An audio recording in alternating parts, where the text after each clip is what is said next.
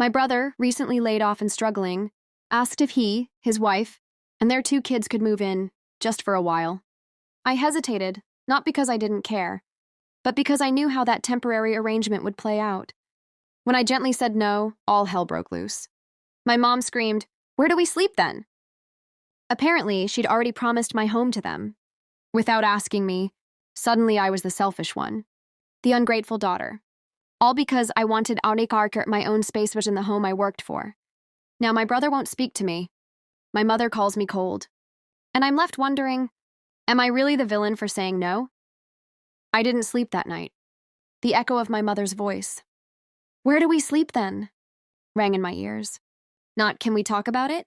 Or, "Would you be willing to help?" No, it was a demand, soaked in guilt and rage. The house still smelled like fresh paint. My name was barely dry on the deed. And yet here I was, already being made to feel like a villain in a place I hadn't even fully unpacked. I thought maybe things would cool off the next day. They didn't. Instead, I woke up to a family group chat explosion.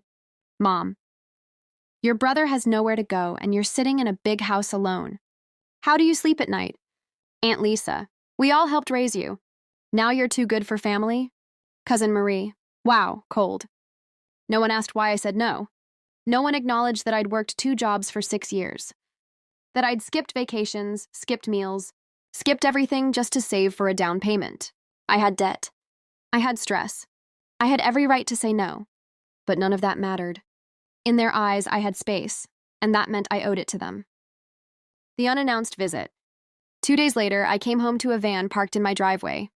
At first, I thought it was a delivery, until I saw my brother's kids playing on my lawn, and my sister-in-law walking out of the house, with a spare key my mom apparently still had from months ago. I stood there, jaw dropped. "What are you doing here?" She didn't even look apologetic. "Your mom said we could stay, just until we get back on our feet." My brother walked out behind her, arms crossed. "You have the space. It's not a big deal." Not a big deal? My home had just been invaded. Without permission, by people who believed they were entitled to my sacrifice. I asked, no, begged them to leave. They refused.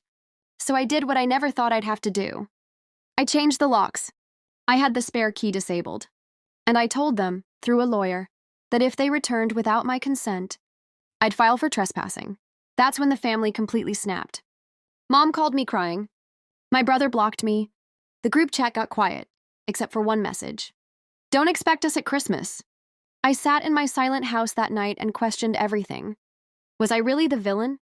Or was I just the first person in the family to set a boundary and stick to it? A week later, a message came from my cousin in private. "You did the right thing. I wish I had your courage.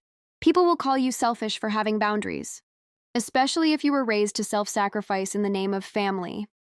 But setting boundaries doesn't make you heartless. It makes you whole. I didn't buy this house to push people away, but I also didn't buy it so others could walk in like they owned it." The days that followed were heavy. Quiet, not the peaceful kind of quiet I'd once dreamed of when imagining my new home. No, this was the palm-cold silence of being iced out by your own blood.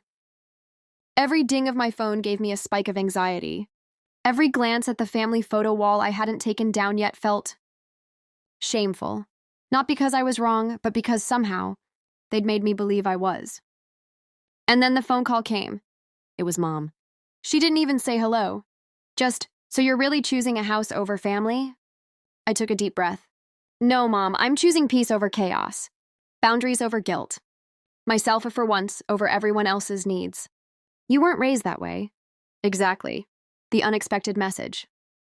A few nights later, I posted anonymously on Reddit under a family drama thread. I didn't expect much, but within hours it exploded.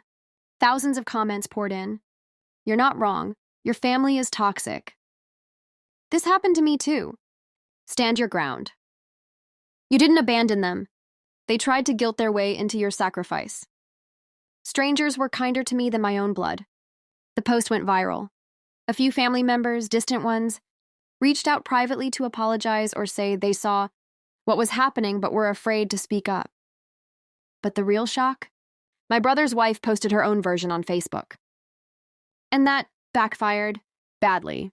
The public fallout. Apparently, the online world wasn't as sympathetic to their side. People dragged them in the comments.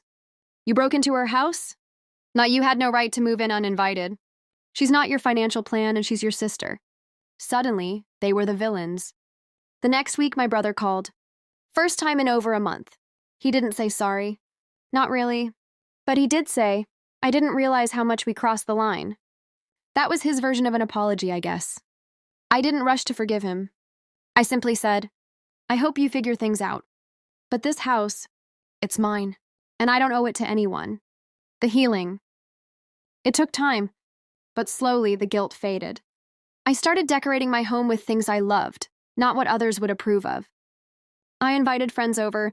I hosted my own version of family, the people who respected me, not expected from me.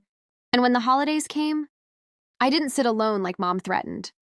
I was surrounded by love, not obligation. Final reflection? Sometimes choosing yourself makes you the villain in other people's stories. But in your own, it makes you the hero. It was early spring when the letter came. Not a text. Not a voicemail. An actual letter, folded, neatly in an envelope with my name on it in my mother's handwriting.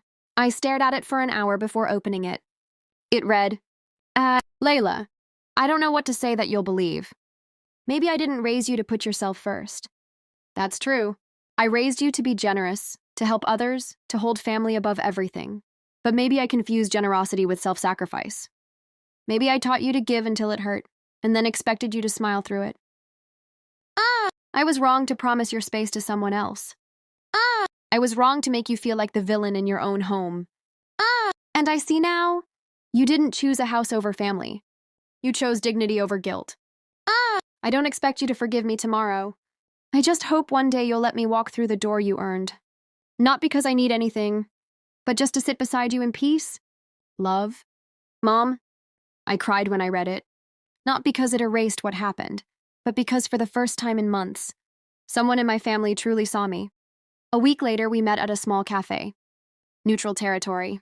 She brought tulips as my favorite, and wore the sweater I got her 2 birthdays ago. We didn't hug right away. We just sat, and then she said it. I was scared.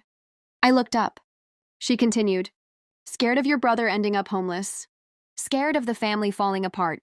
Scared of being the mom who let her kids turn on each other. But mostly, scared that you'd outgrow us. That your success would take you away. That hit me. Because the truth was, I hadn't outgrown them. I'd simply grown enough to stop bleeding for people who never asked where the pain came from. We talked for 2 hours. No yelling. No guilt trips. Just honesty. She asked if she could come visit the house. As a guest, not a settler. I said yes. She came over that weekend alone. Brought homemade soup. Took off her shoes at the door. Complimented the photos I finally put up. Said, it's beautiful. Just like you made it. And before she left, she looked around and whispered, I see now. This was never just a house. This was your proof that you could survive everything we couldn't give you. I'm still healing. Still learning that boundaries don't make you bitter. They make you brave. And while my family may never go back to how it used to be, maybe that's okay. Because I've built something stronger than obligation. I've built peace. And I won't give that up for anyone. Not again.